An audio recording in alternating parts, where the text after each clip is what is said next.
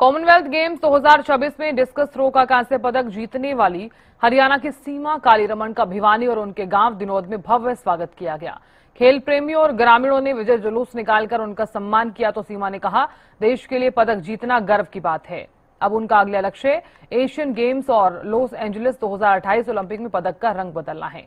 उन्होंने बताया कि 2025 एशियन चैंपियनशिप में मामूली अंतर से पदक चूकने का दर्द उन्हें लगातार प्रेरित करता रहा।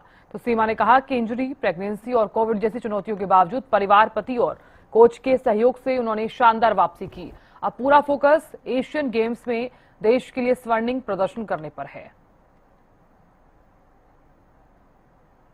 ये अपने देश का मान बढ़ाया है। और जब मैं 2025 में एशियन चैंपियनशिप खेली थी तो मैं 16 सेंटीमीटर से रह गई थी, लास्ट थ्रो में 4th हो गई थी, जिसका मुझे सबसे ज़्यादा दुख हुआ था।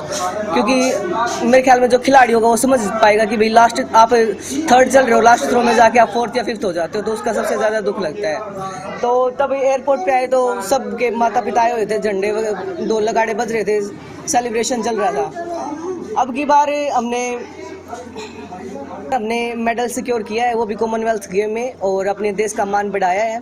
और गांव में आने पर जो आए हैं, जिन्होंने आभार प्रकट किया है, उन सभी को तहे दिल से धन्यवाद है।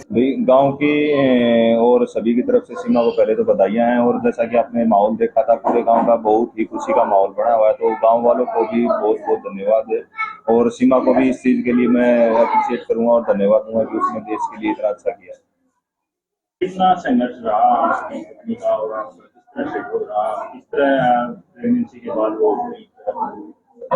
संघर्ष काफी लंबा रहा भाई, क्योंकि फर्स्ट हमने जब शादी के बाद स्टार्टिंग की थी तो अच्छी स्टार्टिंग थी, लेकिन उसके बाद थोड़ी बहुत नी में इंजरी हो गई तो जिसकी वजह से ब्रेक मिला। और उसके बाद हमने बेबी प्लान किया, और बेबी होने के बाद मेरी घरवाली को आर्थराइटिस की प्रॉब्लम हो गई थी, उससे रिकवर करने में उसको काफी बहुत टाइम लगा और संघर्ष लगा।